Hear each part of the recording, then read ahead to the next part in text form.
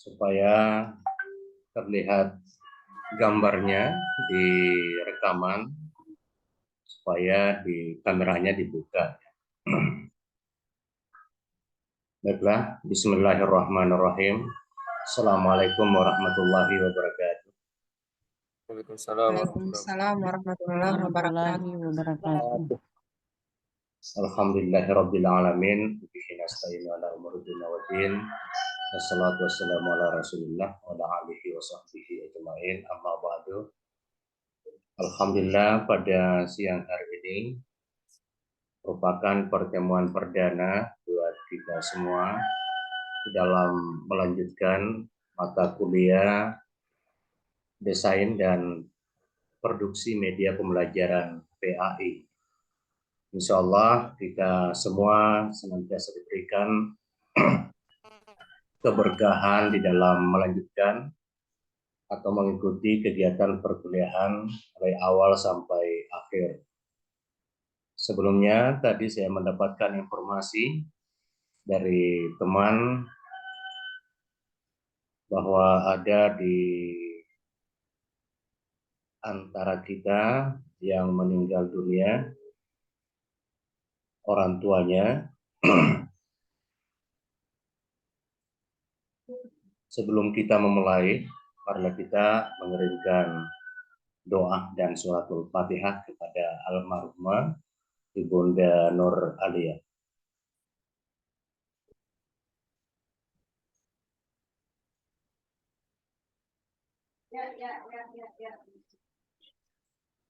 Insya Allah almarhumah Busrul Fatimah. Baiklah, Bapak Ibu yang saya hormati, alhamdulillah melalui forum ini merupakan forum silaturahmi. Ada senior saya, mohon izin, yang dari Mamuju Utara, Ibu Hamidah, sudah puluhan tahun tidak ketemu. Alhamdulillah selalu sehat walafiat dan bisa bersilaturahmi meskipun melalui dengan Zoom. Ada adinda saya, Pak Anugrah, ini sudah lama juga tidak ketemu meskipun ada di sekitar Parepare ya. Dan Bapak Ibu yang lain, salam kenal semua. Insya Allah silaturahmi kita mulai terjalin ke depan untuk sama-sama memikirkan bagaimana pendidikan anak bangsa yang lebih baik. Baiklah, untuk mengefisienkan waktu pada pertemuan kita kali ini, teman-teman sudah membagi kelompok dan sudah punya tugas masing-masing. Maka marilah kita berikan kesempatan kepada kelompok yang bertugas untuk mempresentasikan tugasnya dan berbagi ilmu kepada kita semua. Insya Allah diskusi kita nanti akan kita aktifkan dan tentu partisipasi dari teman-teman bagian dari penilaian di dalam proses perkuliahan kita. Silakan kelompok pemakalah.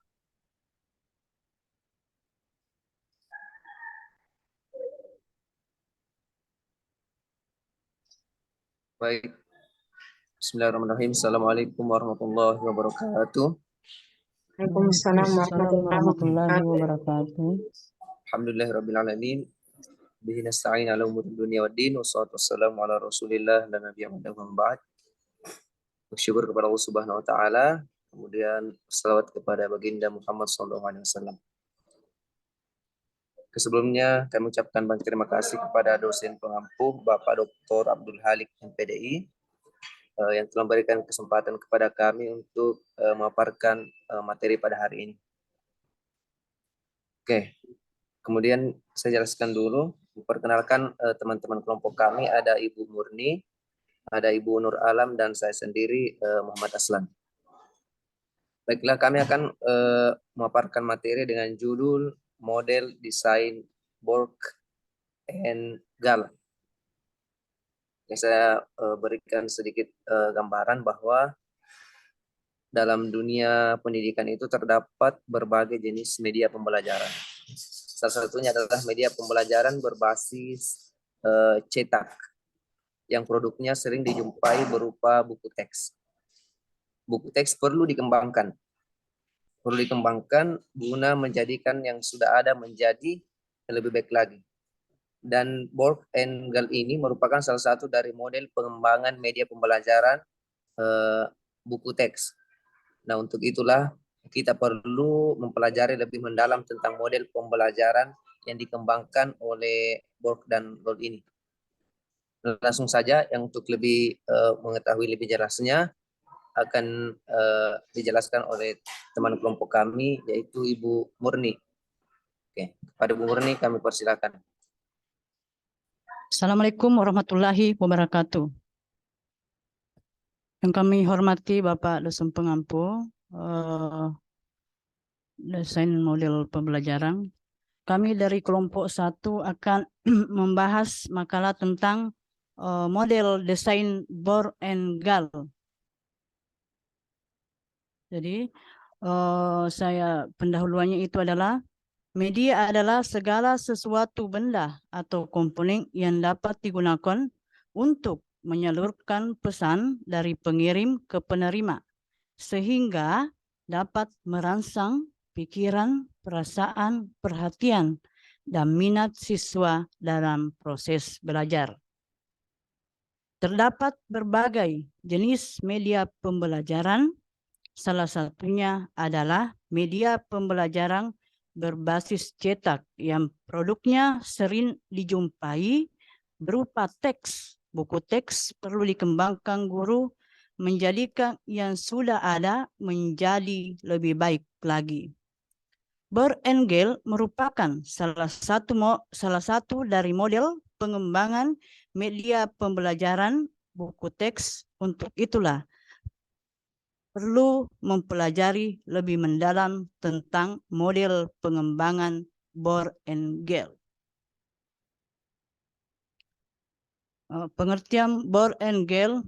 Borg and Gall dalam bukunya tahun 2003, Educational Research menjelaskan bahwa penelitian dan pengembangan dalam pendidikan adalah model pengembangan berbasis industri di mana temuannya hasil penelitiannya digunakan untuk merancang produk pembelajaran yang kemudian secara sistematis diuji cobakan di lapangan, dievaluasi, dan disempurnakan sampai dihasilkannya suatu produk pembelajaran yang memenuhi standarisasi tertentu, yaitu efektif, efisien, dan berkualitas. Model pengembangan Borg and Gall.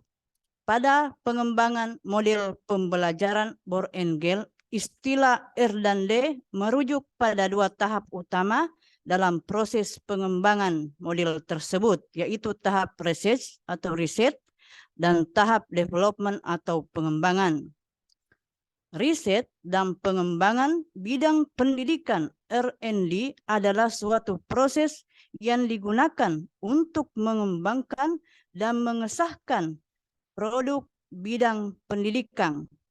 Langkah-langkah dalam proses ini pada umumnya dikenal sebagai siklus R&D yang terdiri dari pengkajian terhadap hasil-hasil penelitian sebelumnya yang berkaitan dengan validitas komponen-komponen pada produk yang akan dikembangkan, pengembangannya menjadi sebuah produk, pengujiannya terhadap produk yang dirancang, dan peninjauan ulang untuk mengoreksi produk tersebut berdasarkan hasil uji coba. Kemudian Borg and Gall mengemukakan 10 tahap pengembangan. Yang pertama adalah Research and Information Collecting. Di sini termasuk dalam langkah ini adalah literatur yang berkaitan dengan permasalahan yang dikaji dan persiapan merumuskan kerangka kerja dalam penelitian.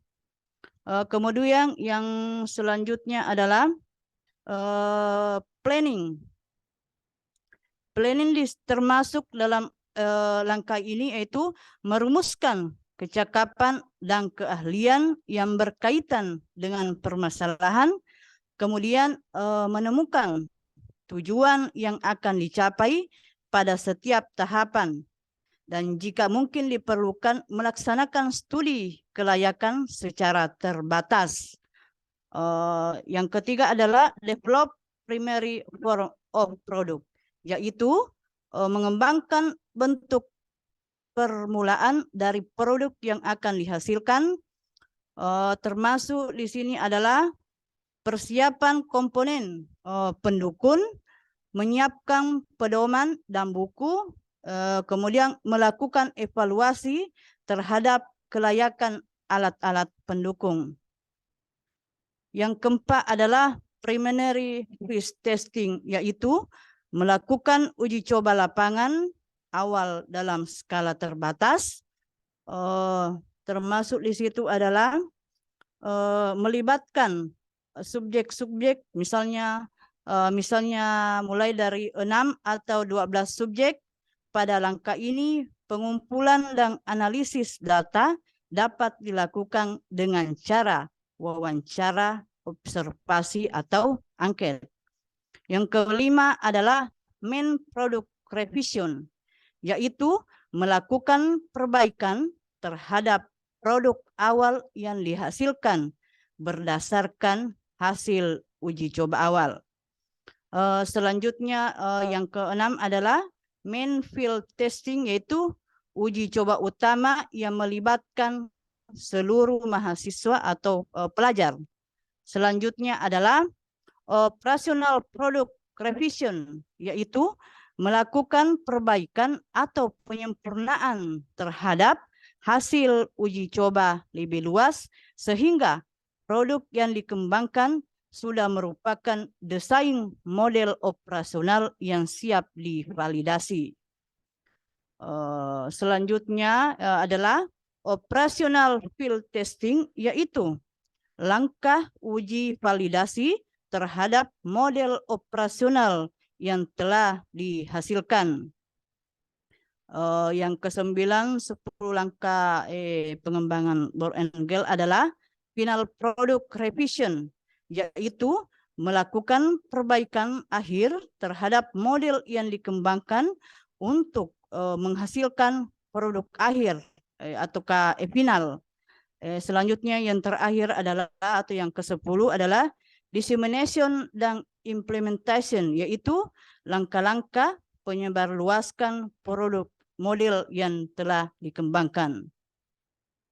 Dalam model desain Bohr and Gale juga memiliki kekurangan dan kelebihan. Kelebihannya yang pertama adalah mampu mengatasi kebutuhan nyata dan mendesak melalui pengembangan solusi atau suatu masalah sembari menghasilkan pengetahuan yang bisa digunakan di masa mendatang. Yang kedua adalah mampu menghasilkan suatu produk atau model yang memiliki nilai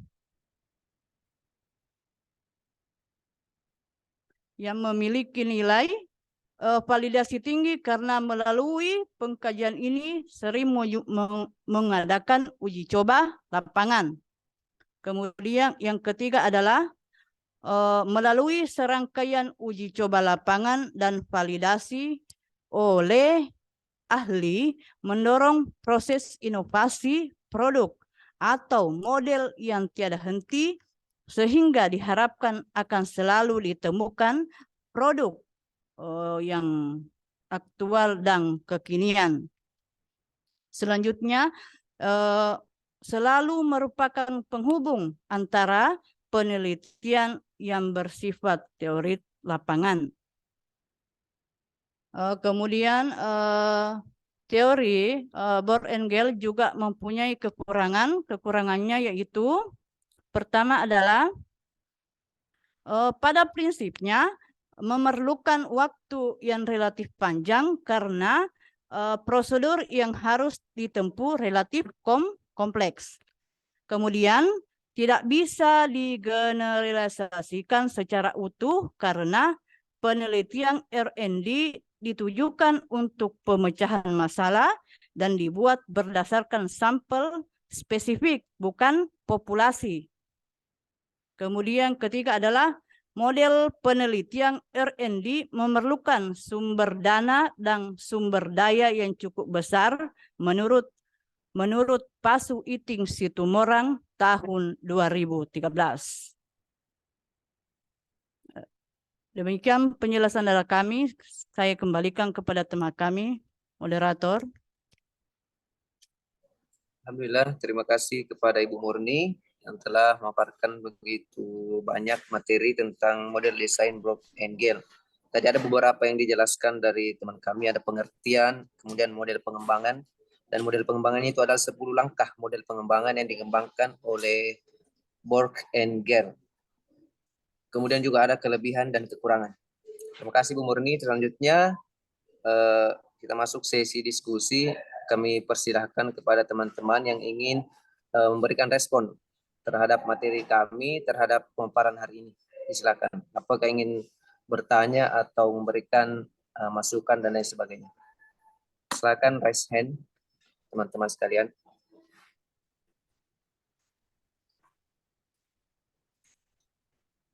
Ya, ada yang mau bertanya?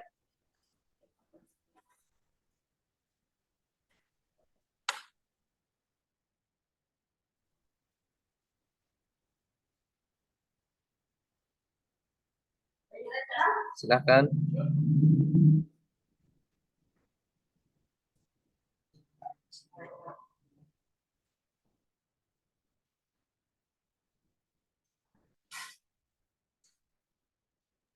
Teman-teman semuanya, Sudah ada ada yang ingin ditanyakan atau bagaimana? Pak Aslan sudah Ibu Oh ya, Bu Kasmiati. Kasmiati. Iya, silakan. Bismillahirrahmanirrahim. Silakan Bu Kasmiati. Assalamualaikum warahmatullahi wabarakatuh. Menarik sekali pembahasan kita hari ini. Jadi yang ingin saya tanyakan dari makalah teman-teman tadi, apakah pengembangan R&D menurut Born-Engel juga dapat digunakan selain untuk perangkat keras?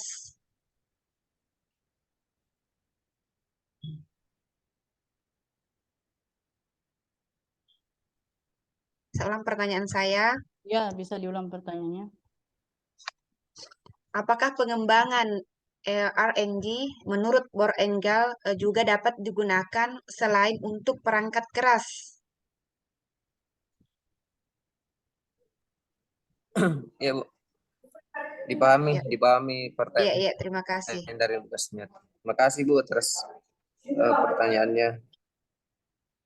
Oke, selanjutnya siapa lagi dari teman-teman? Mungkin ada? Atau mungkin bisa langsung dijawab ya. Mungkin Bu Nur Alam bisa menjawab pertanyaan dari Bu Kasmiati dengan pertanyaan apakah pengembangan R&D ini yang dikembangkan oleh Gel and Borg ini juga bisa digunakan selain perangkat keras?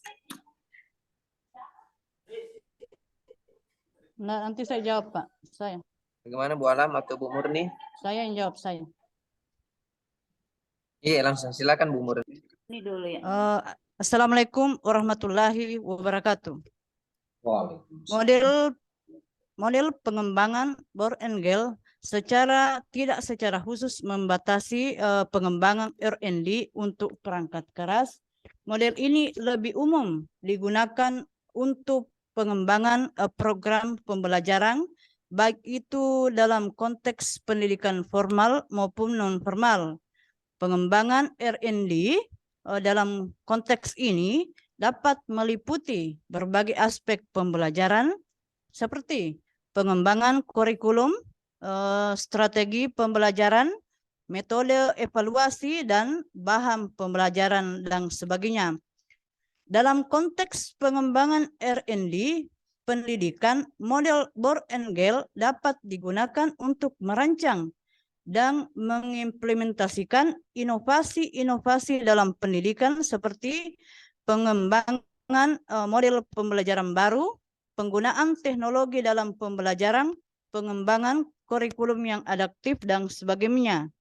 Meskipun Born-Gale lebih sering dikaitkan dengan pengembangan produk pembelajaran, namun model ini juga dapat digunakan dalam pengembangan R&D di bidang lainnya seperti pengembangan produk baru, pengembangan metode penelitian, pengembangan model bisnis, dan sebagainya. Model ini menekankan pada pendekatan yang sistematis dan terstruktur dalam pengembangan R&D yang dapat diterapkan dalam berbagai bidang. Jadi, meskipun model Born-Gale tidak secara eksklusif membatasi pengembangan R&D hanya untuk perangkat keras, namun digunakan secara luas dalam konteks pengembangan program pembelajaran dan pengembang R&D di berbagai bidang. Itu jawaban dari kami. Saya kembalikan ke moderator. Ya, baik. Terima kasih Bu Murni atas jawabannya.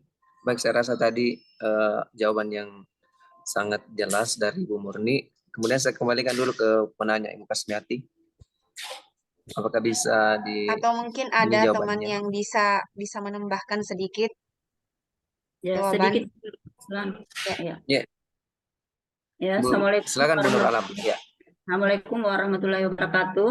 Waalaikumsalam warahmatullahi Terkait wabarakatuh. dengan model desain Born-Gale, apakah pengembangan board dapat digunakan pada perangkat keras? Kalau menurut saya, berdasarkan pada 10 tahapan pengembangan Born-Gale, yaitu berdasarkan 10 tadi tahapan, kalau menurut saya, kalau pengembangan Born-Gale itu lebih mengarah kepada penelitian dan riset untuk pengembangan pembelajaran. Jadi di sini lebih mengarah kepada tindakan penelitian atau penelitian di luar untuk meneliti, jadi kebanyakan dalam proses praktek atau riset-riset yang dilakukan oleh peserta didik. Karena ada tadi 10 tahapan, yaitu penelitian dan pengumpulan data riset dan informasi.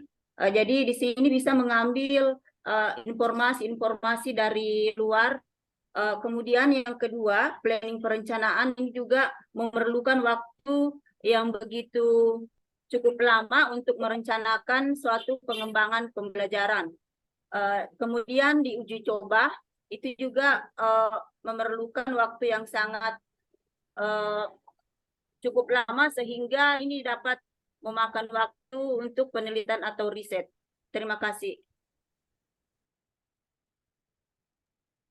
Terima kasih Bu Alam atas tambahan jawabannya. Saya kembalikan ke penanya dulu, Bu Kasmiati. Terima kasih atas apalagi jawaban yang diberikan oleh Ibu Murni dan Ibu Nur Alam. Jadi mungkin bisa saya simpulkan bahwa pengembangan R&D menurut Born-Gale juga dapat digunakan oleh selain perangkat keras. Seperti itu mungkin ya. Betul. Seperti betul. tadi yang sudah dijelaskan Ibu Nur Alam dengan Ibu Murni. Ya, terima kasih atas jawabannya. Saya kembalikan kepada moderator. Baik, terima kasih Bu Kasmiati. Selanjutnya dari teman-teman yang ingin ingin bertanya atau ingin menambahkan, Pak Anugrah. Silakan Pak Anugrah. Assalamualaikum warahmatullahi wabarakatuh. Warahmatullahi wabarakatuh. Jujur saja setelah mengikuti pemaparan materi ini, pemahaman saya tentang modul desain research and development ini, saya masih terbayang-bayang ya, masih abu-abu. Mungkin karena kepahaman saya belum baik, sehingga saya ingin bertanya kepada rekan-rekan, apa contoh yang sangat sederhana dalam penerapan model desain research and development ini dalam pembelajaran pendidikan agama Islam. Karena rata-rata kita di sini adalah guru pendidikan agama Islam. Apa contoh penerapan dalam pendidikan agama Islam? Lalu pertanyaan kedua, apakah pemateri rekan-rekan pernah melakukan model ini, model desain Bohr and Gale ini? Lalu produknya apa? Karena dikatakan tadi bahwa model ini pada ujungnya adalah menghasilkan sebuah produk. Produknya itu seperti apa? Terima kasih.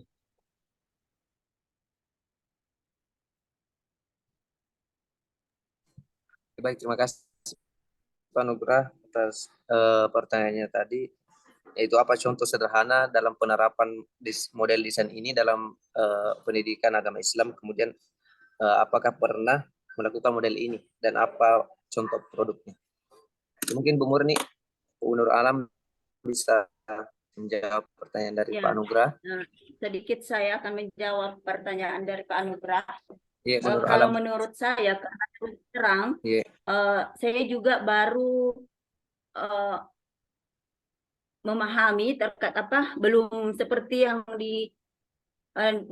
diungkapkan tadi Pak Anugrah, bahwa ini juga masih abu-abu. Jadi saya juga belum mengerti. Tetapi karena menurut penjelasan tadi, saya dapat mengambil kesimpulan bahwa contoh yang sederhana pada model desain Bohr dan Gale itu dapat diterapkan pada penelitian tindakan kelas.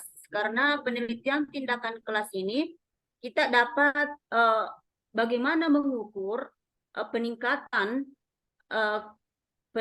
belajar siswa, khususnya pendidikan agama Islam. Jadi setiap pendidik itu melakukan penelitian kelas dengan siklus, misalnya siklus 1, kalau misalnya siswa tersebut masih bisa meningkatkan, jadi pendidik tersebut akan mengacu kepada siklus kedua kalau memang belum tuntas pada siklus pertama. Jadi kesimpulan saya, apakah pertanyaan kedua, pernahkah melakukan model Bohr dan Gale? Mungkin ini seorang guru pernah, tetapi dia tidak tahu apakah ini model desain Bohr atau Gale karena kita baru mengenal. Jadi ini kalau menurut saya contoh sederhana itu adalah penelitian tindakan kelas, dan itu bisa dibukukan atau membuat satu tulisan yang dapat dikemas dalam suatu istilah penelitian tindakan kelas. Demikian yang bisa saya jelaskan. Terima kasih. Ya, terima kasih Bu Nur Alam atas jawaban saya dari bisa pertanyaan Pak tambahkan. Nugrah mengenai masalah. Ya, silakan Bu Murni. Ya, jadi pertanyaannya tadi Pak Nugrah itu maksudnya apakah semua teman-teman di sini sudah menggunakan atau mengenal ini desain model pembelajaran Bohr and Gale? Artinya saya juga menjawab bahwa saya juga baru kenal dan baru tahu dan baru juga maksudnya mengerjakan makalah seperti ini. Kemudian yang pertanyaannya tadi ada apa contoh yang sangat sederhana penerapan R&D desain Bohr and Gale dalam pembelajaran pendidikan agama Islam? Misalnya ada masalah di sekolah terkait rendahnya minat siswa dalam mempelajari pelajaran agama Islam. Jadi kita itu pertama itu mengumpulkan data, misalnya melalui wawancara dengan siswa, observasi kelas, dan analisis hasil tes agama. Data ini akan memberikan pemahaman lebih lanjut sebetulnya apakah yang mempengaruhi faktor-faktor minat siswa dalam mempelajari pendidikan agama Islam itu rendah. Jadi hasil penelitiannya nanti ini kita bentuk atau kita kumpulkan dan kita hasilkan sebuah jurnal kah ataukah semacam artikel bahwa inilah penyebab atau kendala sehingga siswa kurang minat dalam belajar pendidikan agama Islam. Mungkin itu yang bisa saya tambahkan. Saya kembalikan kepada moderator.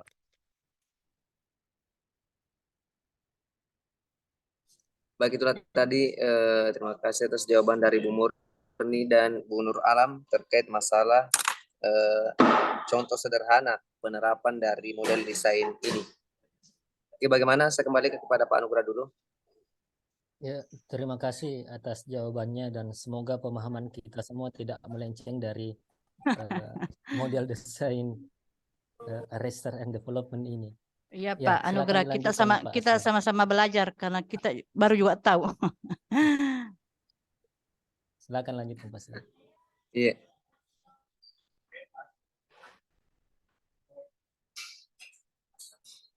Baik, selanjutnya, apakah masih ada yang ingin didiskusikan, tanyakan kepada teman-teman? Dan kalau menurut saya pribadi sebenarnya juga ini adalah materi baru buat saya, ilmu baru, pengetahuan baru tentang model desain ini. Jadi kita sama-sama belajar. Jadi mungkin teman-teman ada yang mungkin sudah pernah mengenal atau menerapkan contoh ini, mungkin bisa di-share pengalamannya atau ilmunya terkait masalah ini, model desain Brock and Gale. Atau masih ada yang ingin bertanya? Pak Aslan mungkin Silahkan.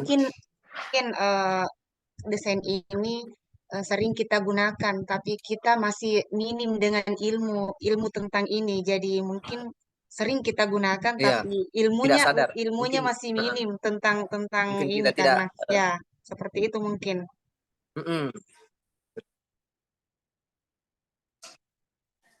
Mungkin penerapannya mungkin sering kita lakukan atau sering kita temui, tapi mungkin teorinya baru kita dapatkan hari ini, baru kita pelajari. Oke, juga masih ada?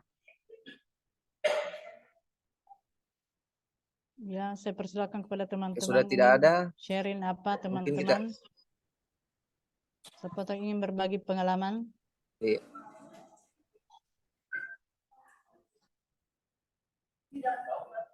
Kalau mungkin sudah tidak ada, mungkin kita bisa alihkan ke Bapak Doktor untuk memberikan kami arahan atau masukan terkait masalah materi kita pada hari ini.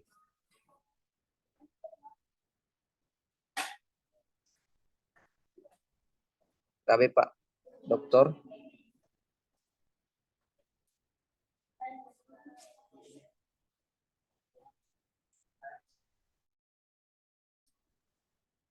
Baiklah teman-teman pemakalah, Muhammad Aslam, Ibu Nur Alam dan Ibu Murni.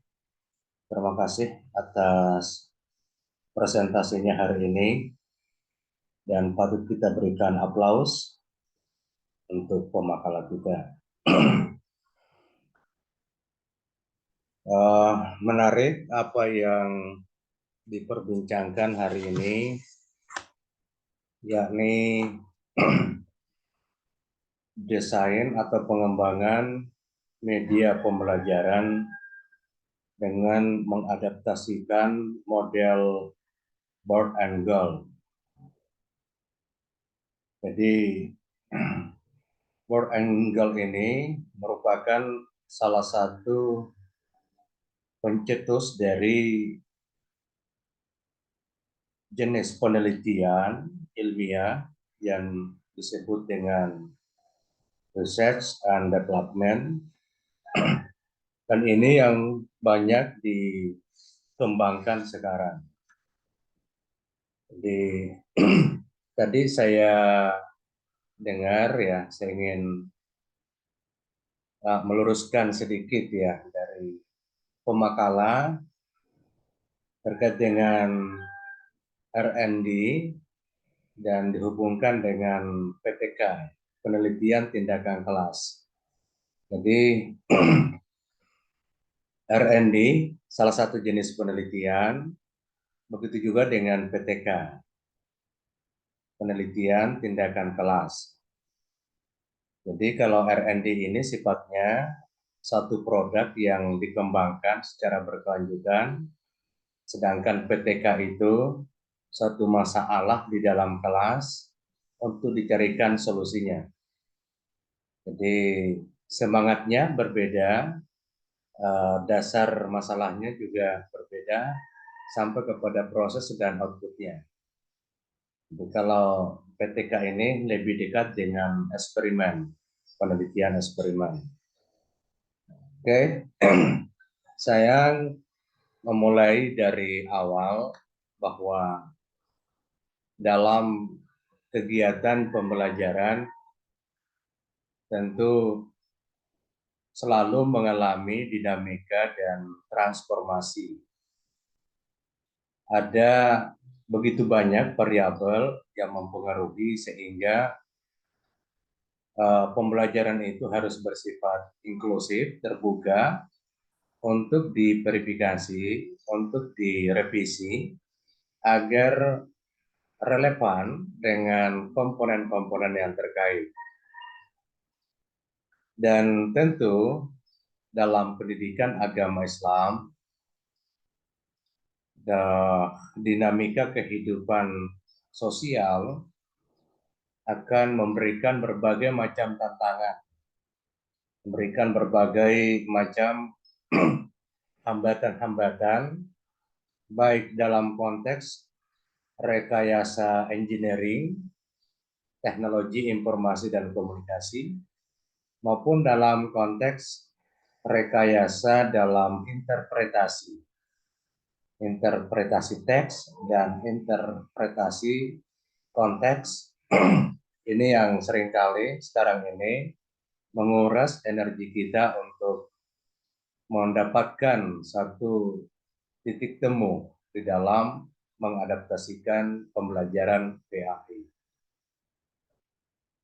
Pesan agama kita selalu menjadi inspiring buat kita semua, yakni udhulu bisilmi kafah. Jadi masuklah, ikutilah, taatilah ajaran Islam secara komprehensif. Tentu dari waktu ke waktu, dari masa ke masa, secara substansial tidak mengalami perubahan signifikan. Tetapi secara teknikal operasional itu yang seringkali kita mendapatkan produk-produk sebagai inovasi terbaru. Jadi begitu juga di dalam pembelajaran, secara substantif kita harus menjaga, dan secara teknis ya tentu kita harus terbuka untuk berubah, mengikuti perkembangan zaman itu sendiri. Jadi selanjutnya ini yang mengesankan, misalnya salah satu pesan dari sahabat Nabi Ali bin Abi Thalib, didiklah anak Anda sesuai dengan zamannya.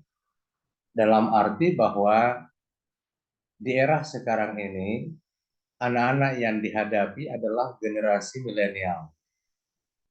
Dan sedangkan gurunya, mungkin istilah orang ya, generasi kolonial. Jadi bagaimana generasi kolonial memberikan motivasi, inspirasi kepada generasi milenial. Generasi milenial itu adalah generasi yang akrab, yang paham, yang melek teknologi. Jadi sesuatu yang menjadi hambatan ketika di dalam kegiatan pembelajaran itu kita jauhkan dari dunia teknologi. Karena memang era sekarang ini adalah era teknologi yang menjadi pemiliknya adalah generasi milenial. Nah, di dalam konteks pembelajaran itu pula yang kita hadapi adalah peserta didik. Jadi peserta didik itu secara psikologi ada prinsip perbedaan individu. Setiap anak memiliki perbedaan, kekhasan, keunikan, sehingga peserta didik itu memiliki dunia yang misteri. Nah, oleh karena itu, kegiatan yang kita rancang harus mampu mengakomodasi seluruh keluhan, seluruh tuntutan, kebutuhan peserta didik. Nah, inilah yang menjadi salah satu alternatif yang perlu diperbincangkan secara mendalam, bahwa pembelajaran yang kita ingin desain, yang kita ingin kembangkan, salah satunya dalam komponen media itu sendiri, itu harus benar-benar dilakukan berbasis riset, yakni pembelajaran yang efektif, pembelajaran yang ilmiah yang dikembangkan melalui dengan pendekatan penelitian. Jadi inilah yang menjadi kebijakan pemerintah kepada setiap guru untuk melakukan penelitian agar menemukan solusi atas masalah yang dihadapi dalam kegiatan pembelajaran. Nah, mungkin saja tadi beberapa statement dari pemakalah dan teman-teman partisipan, R&D ini tidak akrab dengan teman-teman guru. Ya. Tadi disampaikan di dalam presentasinya, disebutkan beberapa kelemahan R&D itu. Yang pertama, kelemahannya adalah membutuhkan waktu yang cukup lama.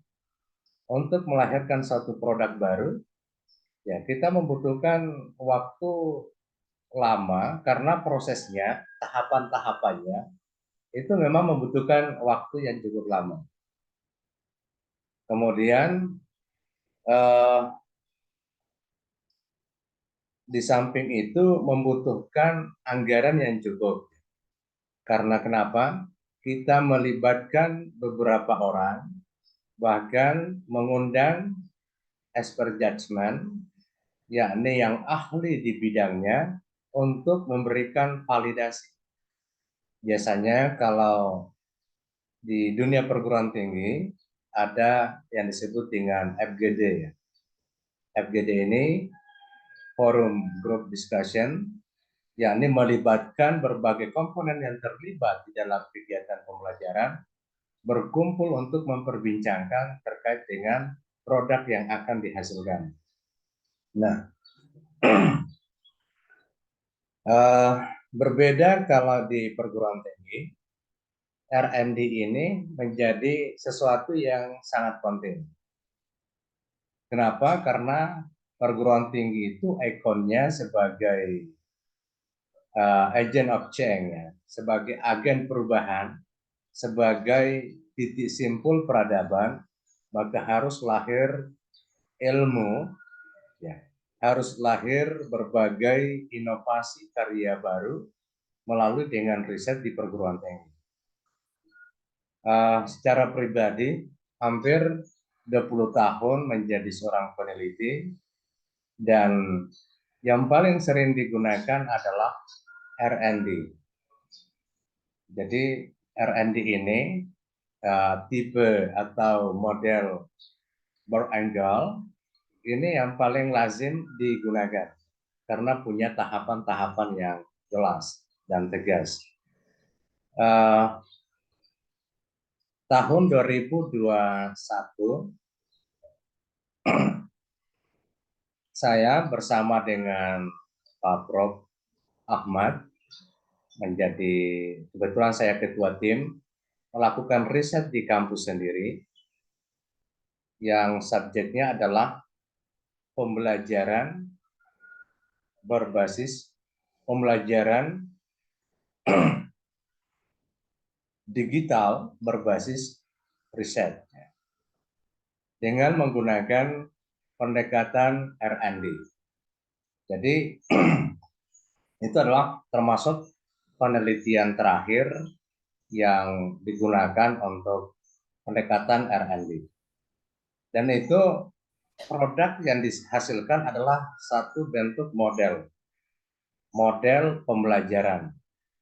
Jadi di dalam konteks pembelajaran digital yang efektif itu adalah harus melalui dengan riset. Nah, implikasi dari riset itu yakni melahirkan Silabi dan RPS, RPP yang tentu kegiatan pembelajarannya adalah berbasis penelitian. Jadi mohon maaf yang ada di sekitar Parepare, ketika ada mahasiswa datang di sekolahnya untuk melakukan riset dalam konteks penugasan membuat makalah, ya, bisa dibukakan pintu karena itu bagian dari model pembelajaran berbasis riset yang sudah 2 tahun secara resmi saya terapkan di IAIN terkait dengan itu, sedangkan di perguruan tinggi swasta sudah kurang lebih 8 tahun saya terapkan. Jadi pembelajaran terkait dengan pengembangan keilmuan bukan hanya kita dapatkan melalui dengan studi pustaka, tapi juga melalui dengan field research, penelitian di lapangan. Itulah yang dicombine, dielaborasi antara fakta data di pustaka dan fakta data di lapangan. Nah, kita mencoba melihat bagaimana tahapan-tahapan di dalam R&D model Board Angle ini. Dan tadi Ibu Kasmiati ya mempertanyakan tentang apakah R&D ini juga punya relevansi di dalam pengembangan hardware ya, perangkat keras. Kalau itu yang ditanyakan, sebenarnya domain kita bukan dalam forum ini. Karena kita di sini adalah orang sosial.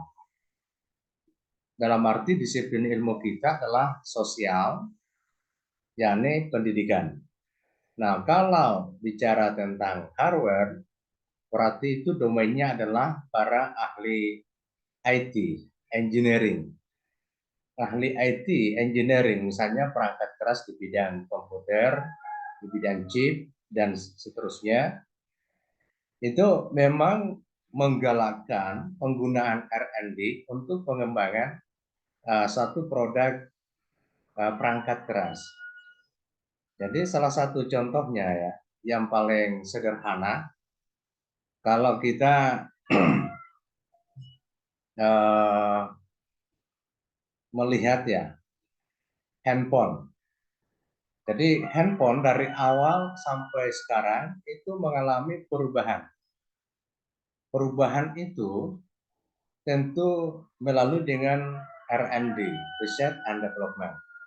Yang namanya kita mengembangkan harus ada produk awal. Ada produk awal yang dikembangkan. Dulu seperti handphone Nokia, ya, Siemens dan teman-temannya yang pada waktu itu ya tahun 2000-an yang layarnya kecil hanya untuk SMS. Ya. Kemudian berkembang begitu pesat ya, sampai melahirkan sistem Android dan bagaimana bisa di dalam perangkat keras yang modelnya kecil bisa dibawa kemana-mana menjadi satu perangkat mobile, bisa dibawa kemana-mana, yang di dalamnya ada radio, ada televisi, ada jam tangan, ada kamus, ada perpustakaan, semuanya dihimpun dalam satu perangkat keras, yakni handphone Android. Jadi itu pengembangannya luar biasa dan itu dikembangkan oleh teman-teman di dunia engineering, orang-orang teknik ya. Dan itu memang berkembang karena melalui dengan pendekatan R&D.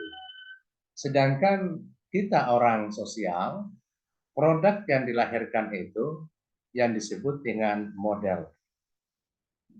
Jadi kalau orang eksa, orang IPA, misalnya orang pertanian, perikanan, dan seterusnya, hasil dari penelitiannya disebut dengan prototipe. Kalau kita orang sosial, humaniora, hasil yang menjadi produk penelitian kita disebut dengan model. Jadi kalau lebih spesifik lagi, pembelajaran PAI, nah tentu melalui dengan R&D kalau menggunakan pendekatan Bohr Angle ini, tentu yang selalu dilahirkan adalah model pembelajaran. Apakah itu yang berbasis digital, yang berbasis strategi, metode, sistem evaluasi, manajemen kelas, dan seterusnya. Jadi itu selalu yang bersifat model. Nah, tahapan-tahapan yang dikembangkan oleh Bohr Angle ini tadi disampaikan oleh pemakala sampai ada 10. Jadi yang pertama dilakukan itu adalah research and information collecting. Ada studi pendahuluan dan mengoleksi data awal. Jadi pada tahun 2020 saya mencoba men-search di Google tentang penelitian pembelajaran berbasis digital. Ternyata banyak sekali. Itu adalah bagian dari salah satu mengoleksi informasi tentang isu yang akan kita teliti. Kemudian yang tidak ada atau yang belum lazim berkembang adalah pembelajaran digital yang berbasis riset. Jadi itu salah satu yang menjadi motivasi kami pada waktu itu melakukan penelitian R&D, yakni ada isu utama pembelajaran digital berbasis riset. Nah, dalam studi pendahuluan di lapangan, terutama di kampus kita di IAIN Parepare, yakni telah dimulai pembelajaran berbasis digital. Nah, pada waktu itu ada yang menggunakan LMS model, tapi awalnya yang dipopulerkan itu adalah Google Classroom. Tapi platform Google Classroom ini sifatnya terbuka, opsinya, atau masih bersifat kosong ya, tergantung kepada penggunanya. Mau didesain, disetting seperti apa ya, atau tergantung kecakapan pengguna dari Google Classroom itu. Akhirnya waktu itu kita dilatih mengenal Google Classroom. Namun demikian kebijakan pimpinan mencari LMS yang paling komplit, yang sudah jadi, tinggal diisi masuk. Itulah yang kita gunakan sekarang yang disebut dengan Edlink. Itu adalah salah satu bagian dari pembelajaran yang berbasis digital. Namun demikian, salah satu yang menjadi objek riset saya pada waktu itu adalah Edlink.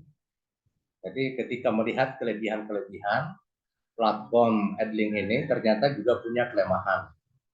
Jadi kelemahan dan seterusnya. Dan setelah itu selesai dalam tahap awal, studi pendahuluan, saya mencoba untuk merencanakan sesuatu. Jadi merencanakan di sini tentu harus menyinggung seluruh komponen pembelajaran. Kira-kira kalau dalam pembelajaran apa saja komponennya? Di dalam pembelajaran itu harus ada tujuan. Ada tujuan, ada bahan ajar, ada gurunya, ada peserta didiknya, ada medianya, ada metodenya, ada evaluasinya. Jadi itu yang dirancang. Dirancang dalam arti bagaimana seluruh komponen ini beradaptasi dengan perkembangan digital. Setelah itu, dihubungkan dengan infrastruktur yang tersedia di kampus. Apakah infrastruktur dalam hal ini sarana dan prasarana, sarana IT, apakah kalau dosen menggunakan pembelajaran digital, dosen punya perangkat kerasnya. Dosen punya laptop atau komputer, kemudian apakah ada WiFi sebagai penunjang di dalam pelaksanaan atau menggunakan platform LMS.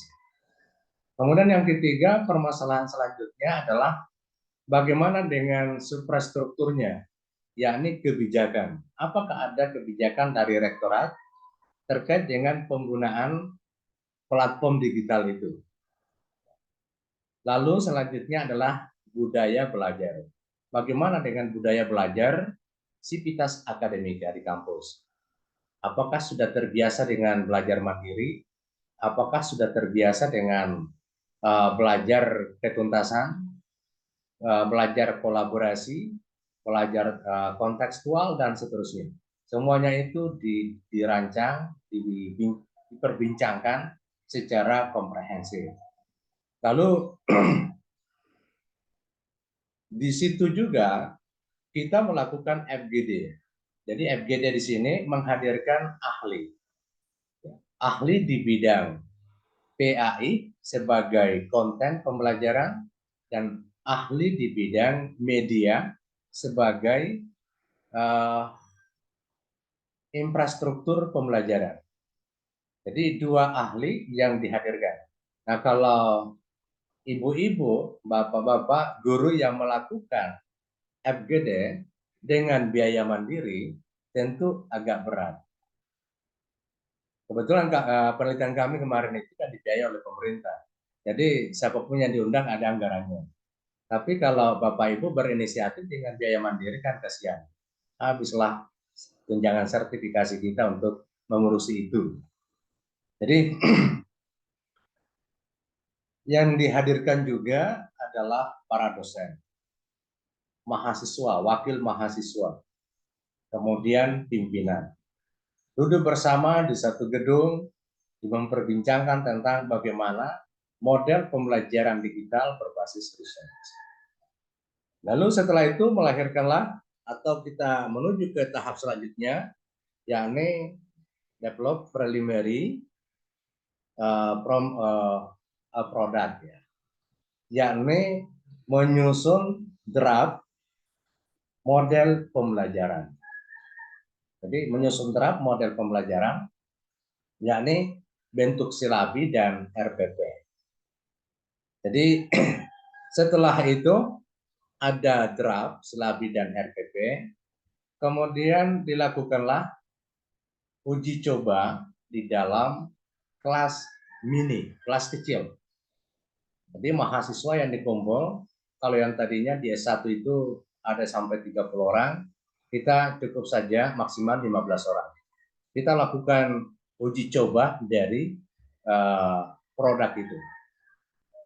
Nah, setelah uji coba, lalu tim berkumpul lagi untuk mereview bagaimana RPS yang kita uji cobakan di dalam kelas. Nah, setelah direview, diperbaiki, diverifikasi, kita melahirkan konsep baru lagi yang sudah diperbaiki, kita uji coba kembali di kelas mini itu.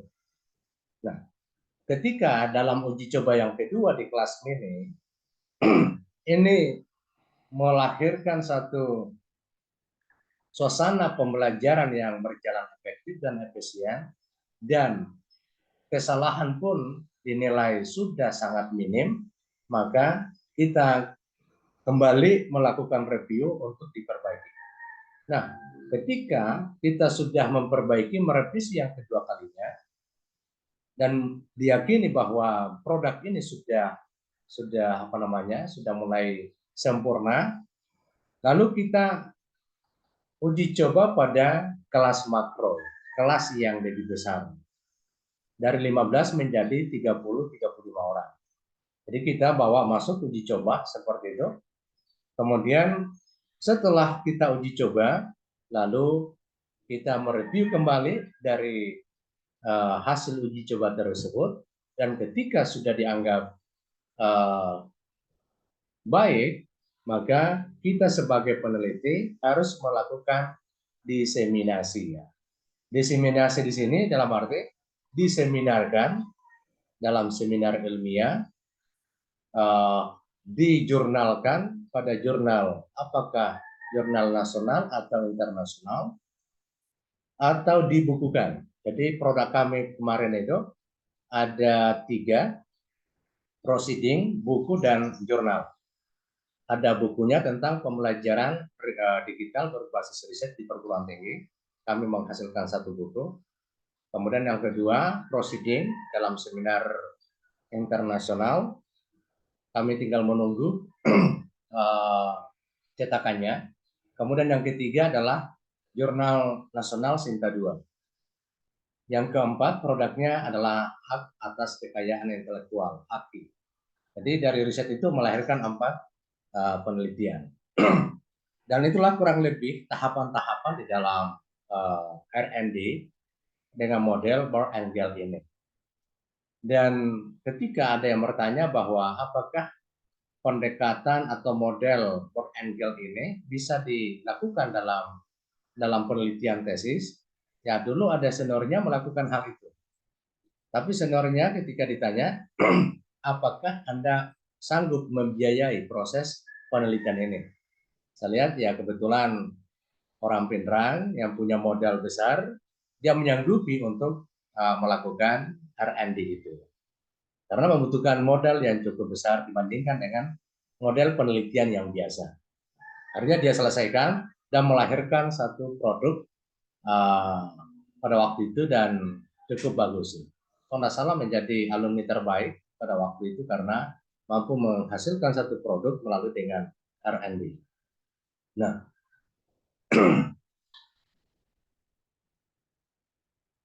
Bapak Ibu yang saya hormati, terkait dengan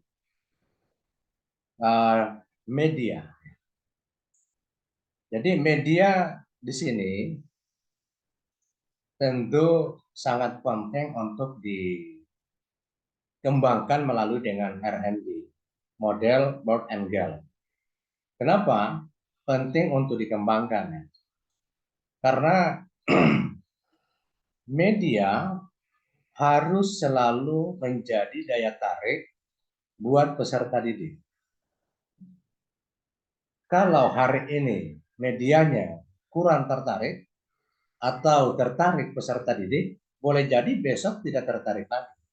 Kenapa? Karena mengalami perubahan media dari teknologi, itulah yang menjadi instrumen yang mengisi kegiatan pembelajaran kita yang menjadi kreatif dan inovatif.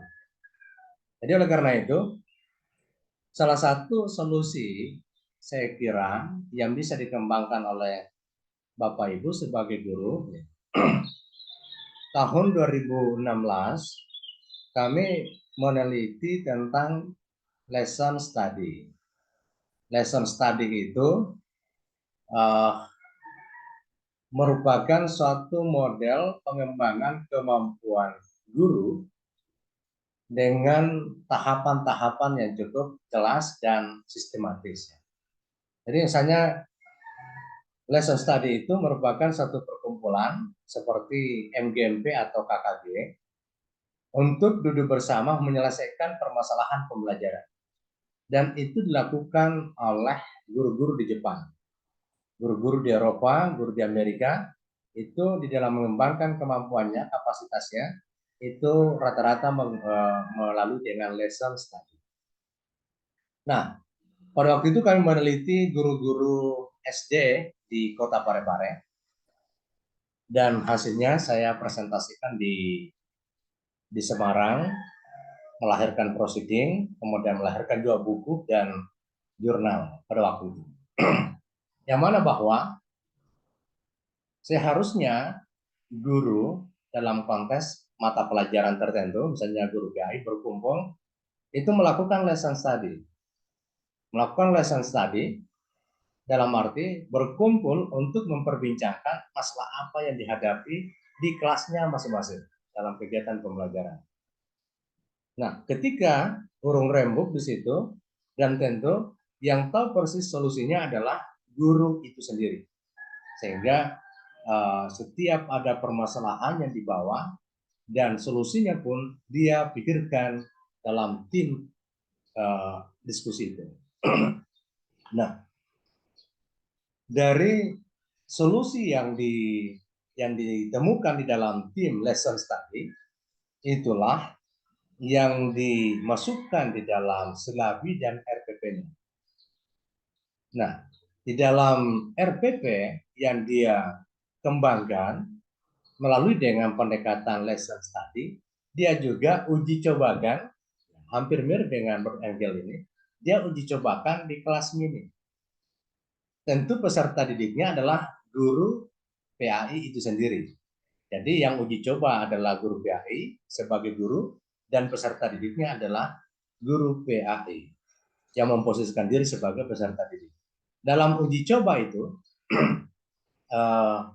tentu selalu ada masukan dari sesama guru. Ini yang harus diperbaiki, ini yang harus dikembangkan, ini yang harus dikurangi, dan seterusnya. Jadi ini adalah satu pendekatan yang luar biasa yang mirip dengan Angel. Dan sampai akhirnya apa yang disimpulkan oleh tim lesson study, maka dia harus sosialisasikan kepada teman-teman guru sejawat yang lain agar dia juga mengetahui tentang temuan dalam lesson study. Problemnya adalah dalam riset kami kemarin, mohon maaf, guru-guru yang kami teliti justru kurang respon, kurang agresif dalam mengikuti kegiatan perkumpulan seperti MGMP atau KKG. Ada teman saya yang dia ketua KKG dari Dinas Pendidikan, kemudian beralih menjadi ketua KKG di Kementerian Agama, PAI. Dia bilang perbandingannya itu cukup jauh. Kalau Dinas Pendidikan ada anggarannya, di Kementerian Agama tidak ada anggarannya. Nah itu pada waktu itu kami teliti, waduh, tapi mudah-mudahan sekarang sudah berubah ya. Tapi waktu itu kami teliti, ternyata anggaran itu mempengaruhi. Ya, kenapa? Dari informan kami mengatakan bahwa ada saja anggarannya, guru yang diundang belum tentu datang. Apalagi kalau tidak ada anggarannya, diundang guru, tiba di tempat, diminta lagi untuk swadaya. Nah, ini kan rugi dua kali. Sudah datang, habis waktunya, disuruh lagi membayar. Nah, ini yang jadi problem kita. Nah, ketika saya presentasikan di seminar nasional, ternyata direspon oleh teman-teman guru yang ada di Jawa. Dan juga heran, ternyata apa ya, semangat guru di Jawa dengan semangat guru yang kami teliti di Parepare itu berbeda. Saya bilang ya, teman-teman dari Jawa itu mengatakan, kami di Jawa, ya meskipun tidak ada anjuran, meskipun tidak ada semacam pengawasan, kami tetap aktif di situ ya, karena memang kita sadari bahwa pembelajaran ini adalah hal yang sangat penting buat generasi kita ke depannya. Jadi kalau misalnya pembelajaran kita tidak berkualitas, maka tentunya sangat berdampak kepada peserta didik. Jadi itu sekelumit tentang bagaimana dalam riset kami dulu itu ya, semangat teman-teman guru dalam melakukan lesson study atau melakukan PTK itu belum optimal ya semangatnya. Ya, bahkan ya ada juga guru ketika mau naik pangkat diwajibkan melapor PTK, justru yang kerja bukan guru yang bersangkutan, tapi tetangganya lah. Ini juga yang jadi problem yang sesungguhnya. Ya. Makanya kalau di S1 saya kadang tanya, kalau yang bersangkutan mau jadi guru, mau nyusun skripsi, baik ambil PTK saja. supaya nanti kalau menjadi guru, ya dia kuasai PTK dan tidak repot lagi kalau dituntut untuk naik pangkat harus ada PTK. Dan saya kira kalau mahasiswa S2 bisa juga dengan PTK itu, supaya lebih menguasai tuntutan di dunia kerja. Saya kira kalau di dunia keguruan ya yang dibutuhkan itu adalah PTK.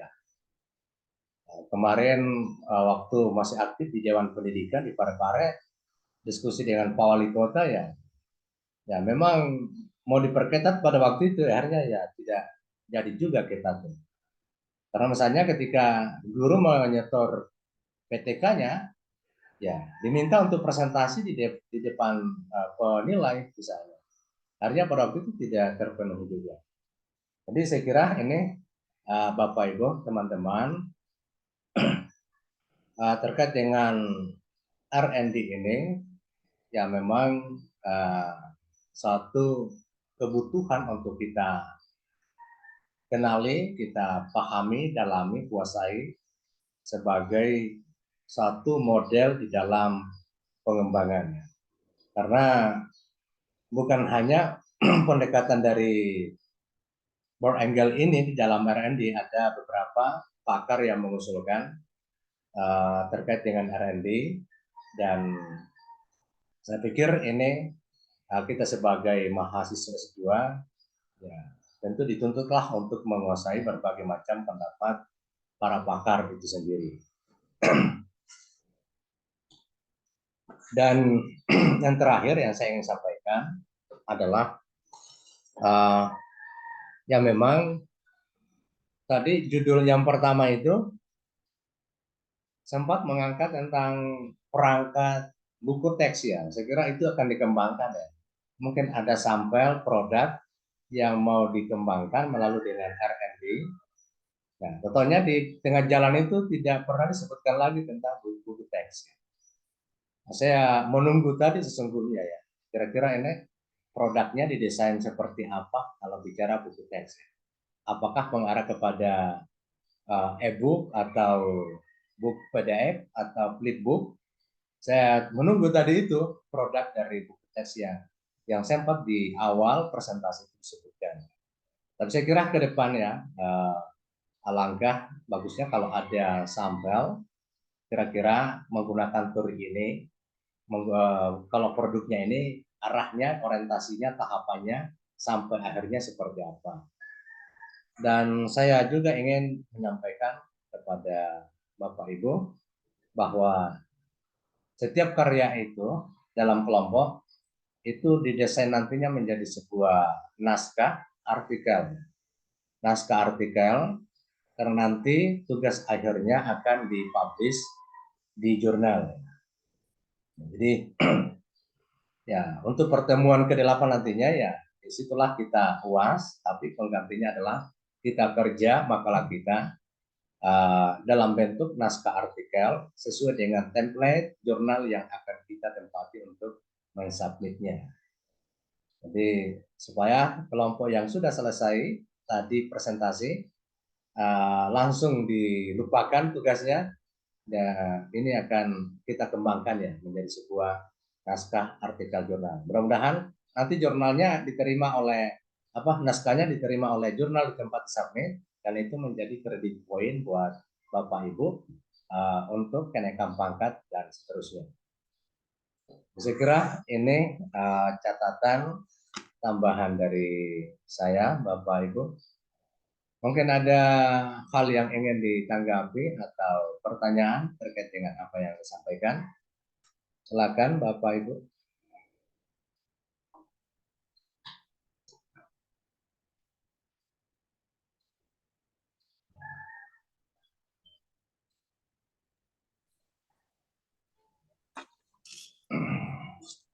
Baik, itulah tadi tambahan atau arahan dari Bapak dosen pengampu yang sudah sangat jelas mengenai masalah model desain Broad Angle. Kemudian apakah dari teman-teman mungkin ada yang masih penasaran atau ada yang masih menjanggal penasaran tentang model pembelajaran ini? Silakan.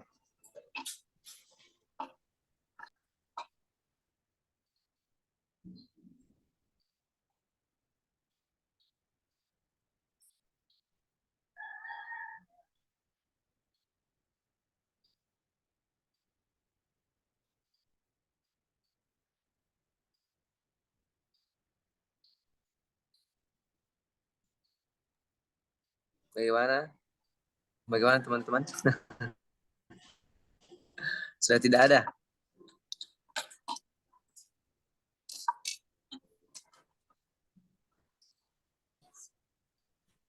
Bagaimana Pak Dokter? Ya. Mungkin teman-teman semua sudah paham Alhamdulillah dengan kalau penjelasannya. sudah paham semua, sudah menguasai semua, ya Iya, itu yang alhamdulillah. kita harapkan. Dan insya Allah kita akan lanjutkan pertemuan akan datang dengan model yang berbeda lagi ya. Tapi prinsipnya hampir sama, tapi model dari pandangan pakar yang berbeda. Saya kira Bapak Ibu, Tapi Pak Dokter, saya mau bertanya. ya silakan Bu Murni. Iya, itu nanti untuk pembuatan jurnal, apakah maksudnya per kelompok atau per orang? Eh, karena setiap tugas adalah tugas kelompok, ya, maka tentu yang disubmit itu adalah tugas kelompok. Malah peluangnya untuk diterima lebih besar kalau penulisnya lebih dari satu orang daripada penulis tunggal. Jadi ini artinya bahwa semua pekerjaan yang hebat sekarang ini selalu dikerjakan oleh tim. Tidak ada pekerjaan yang hebat yang dikerjakan oleh sendiri-sendiri. Begitu juga dengan jurnal. Jurnal yang hebat apabila lebih dari satu penulisnya. Kalau penulis tunggal itu jarang sekali diterima, kecuali kalau ada orang kita di dalam. Tolong diterima gitu. Tapi kalau kita bicara objektif, saya ada 2 jurnal yang saya pimpin, kelola. Ada beberapa tempat yang saya tempati mereview, itu jarang sekali kita ambil naskah yang penulisnya tunggal. Semuanya lebih dari satu. Karena itu prinsipnya. Sehingga di dalam naskahnya nanti diambil dari tugas kelompok, dan tentu harapannya adalah kalau membuka jurnal yang akan kita tempati submit, perhatikan skopnya apa. Jangan yang dibuka adalah misalnya jurnal ekonomi, jurnal hukum ya, karena kita orang pendidikan agama Islam. Yang kedua, kalau sudah sesuai dengan skopnya, lihatlah template-nya. Ada yang bisa di-download, sesuaikan dengan template-nya. Jadi itu yang menjadi pertimbangan utama, mendasar, dan pertama dilihat apakah sesuai dengan skopnya. Yang kedua, apakah sesuai dengan template-nya. Kalau itu yang baru pertama dilihat tidak sesuai dengan skop dan template, itu langsung dibuang naskahnya, tidak dibaca. Jadi itu yang menjadi perhatian, dan terus terang Bapak Ibu, itu nanti akan menjadi penilaian akhir saya. Di samping dalam proses ini saya akan tentu mengamati bagaimana presentasi dan partisipasi. Makanya insya Allah kalau saya menggunakan akun pribadi Zoom ini, saya akan tetap rekam dan saya akan simpan, masukkan di akun YouTube. Kalau Bapak Ibu butuh rekaman presentasinya, saya akan kirim link YouTube-nya.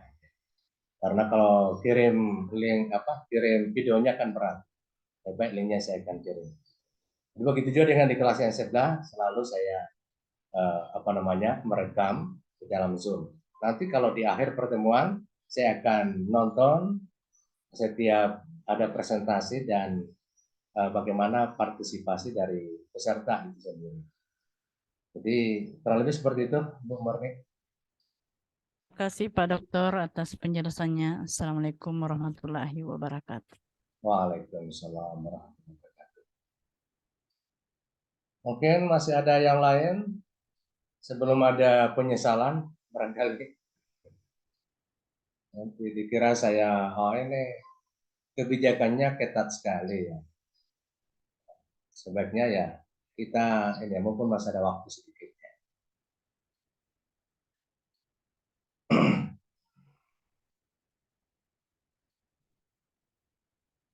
Jadi terkait dengan ini ya penilaian ya,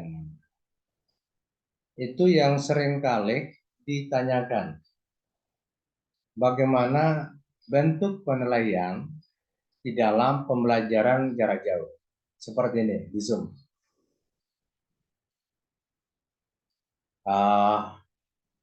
Dari pengalaman sejak 2019 sampai sekarang saya berlangganan dengan Zoom. Malah di Yayan saya tidak pernah gunakan fasilitas Diadling. Tadi ditanyakan Ibu Ketua Rombel. Saya tidak pernah menggunakan fasilitas Diadling karena kalau saya menggunakan Zoom, saya bisa rekam sendiri dan rekaman itu saya simpan di dalam akun YouTube saya. Itu akan menjadi review buat saya untuk membenahi sistem pembelajaran, penguatan konten dan seterusnya. Terkait dengan penilaian yang sering ditanya, kira-kira bagaimana cara menilai peserta didik apabila yang dilakukan adalah pembelajaran jarak jauh, misalnya melalui dengan teleconference, Google Meet atau Zoom itu sendiri. Jadi salah satu indikatornya adalah ketika di Zoom, ya mohon dibuka videonya. Jadi kenapa harus dibuka videonya? Supaya kelihatan bahwa yang bersangkutan siap mengikuti pembelajaran. Karena kita di Zoom ini adalah tempat peralihan, tempat transit dari kelas nyata menjadi kelas maya. Nah, kalau dibawa masuk ke dalam kelas nyata, Bapak Ibu hadir, tapi di belakangnya lemari, kan susah. Kan tidak bagus itu. Anugrah, hadir Pak, di mana Anugrah? Ternyata di belakang lemari. Gitu. Kan begitu juga dengan kita di Zoom ini. Ketika muncul akunnya, tapi videonya dimatikan, ya kita tidak tahu apakah kuliah sambil memasak, kuliah sambil macam-macam lah di situ. Jadi yang kedua ya supaya tidak mengganggu dalam selingan, kami harapkan juga Bapak Ibu supaya carilah background yang dekat dengan tembok. Yang dekat dengan tembok supaya di belakang kita tidak ada yang bisa lalu lalang. Ini biasa terjadi itu ya. Apalagi kalau di rumah. Kalau masuk S1 biasa di kursi tamu yang belakangnya itu bisa lalu lalang mamanya, bapaknya. Kadang-kadang kalau pakaian di rumah kan serba minim gitu ya. Kan tidak enak itu. Anaknya pakai jilbab, tiba-tiba lewat mamanya pakai baju gengsi. Ya. Ini kan berapa orang yang saksikan, dan ini saya rekam dan saya kasih masuk di YouTube. Ya. Jadi untuk antisipasinya ya, kalau bisa carilah tempat yang backgroundnya langsung tembok, tidak ada peluang untuk bisa lalu lalang orang-orang di sekitar kita. Itu untuk menjaga kenyamanan saja.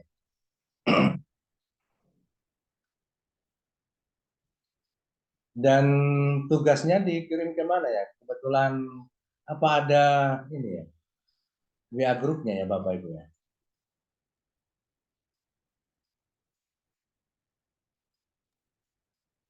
Ada Pak WA group. belum ada untuk desain. Ya, supaya misalnya ada tugas ya bisa dikirim di situ karena untuk memudahkan ya cross check apakah tugasnya sudah ada atau belum. Karena nanti juga ya misalnya PowerPoint-nya dan tugas awalnya saya juga akan lihat dan bagaimana bentuk perubahan ketika tugas akhirnya masuk ke dalam jurnal itu sendiri, naskah jurnal itu sendiri.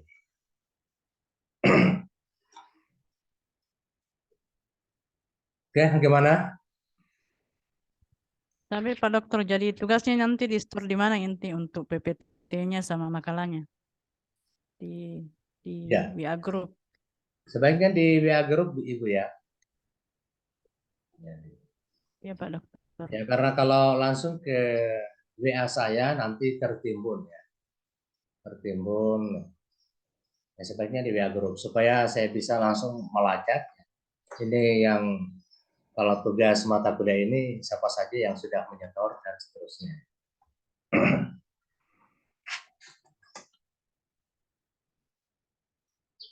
Oke, sudah tidak ada Bapak Ibu. Berarti ini ada panggilan rapat di fakultas, rapat anggaran. Kalau sudah tidak ada, saya secara pribadi mengucapkan banyak terima kasih kepada Bapak Ibu atas partisipasi kesediaan waktunya pada siang hari ini untuk memulai perkuliahan. Insya Allah ikhtiar kita bagian dari amal jariah dan penuh keberkahan dari Allah Subhanahu wa Ta'ala. Mohon maaf jika ada hal yang kurang berkenan. Kita akhiri dengan bersama-sama baca kalimat hamdalah. Assalamualaikum warahmatullahi wabarakatuh. Waalaikumsalam warahmatullahi Wabarakatuh. Terima kasih Pak. Ya, oke. Selamat istirahat ya Bapak Ibu. Terima kasih Pak Dokter.